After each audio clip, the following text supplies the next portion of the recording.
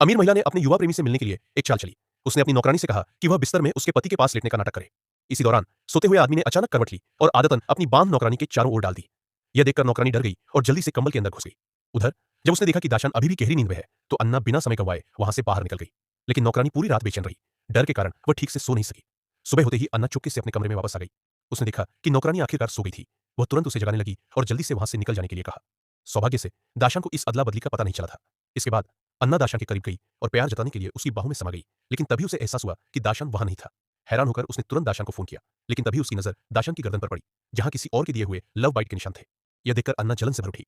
गुस्से में उसने अपनी मासूमियत का नाटक छोड़ दिया और दाशान से साफ साफ कह दिया कि वह भी रात भर बाहर थी और कुछ अच्छे काम कर रही थी।